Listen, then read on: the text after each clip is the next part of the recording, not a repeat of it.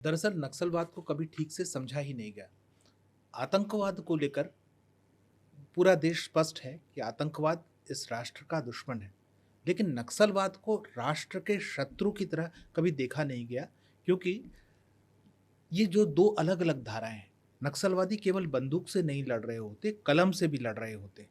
तो हमेशा बंदूक वालों को नक्सलवादी कहा गया और कलम वालों को नक्सलवादी माना ही नहीं गया। तो जब बंदूक वाले नक्सली मरते हैं तो उनका महिमा मंडन कलम वाले नक्सली करते रहे, और इसके कारण नक्सलवाद की जो विभीषिका थी वो बहुत कम करके लगातार आंकी जाती रही।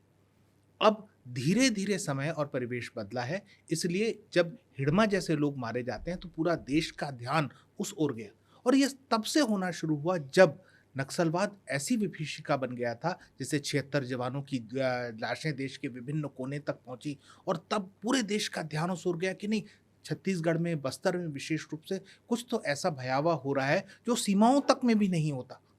हुँ। इतना बड़ा नरसंहार सीमाओं में भी नहीं होता। आतंकवादी भी इतनी क्षमता नहीं रखते कि इतना भीषण जो है विभत्स हत्याकांड को वो अंजाम दे सकें। ना ही इतनी लाशें वो गिरा पाने में अब तक सक्षम रहे हैं, जितना कि नक्सलवाद के द्वारा गिराई गई या नक्सलवाद के द्वारा किए गए नरसंहारों की अगर आप गणना करें तब।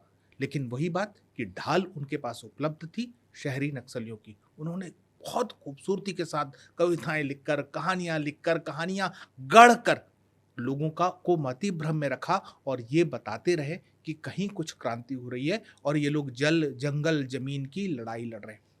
आज नक्सलवाद समाप्ति की ओर है। इसका कारण ये है कि हुँ। पहले एक नैरेटिव स्थापित कर दिया गया था कि नक्सलवाद दरअसल सोशियो इकोनॉमिक प्रॉब्लम है।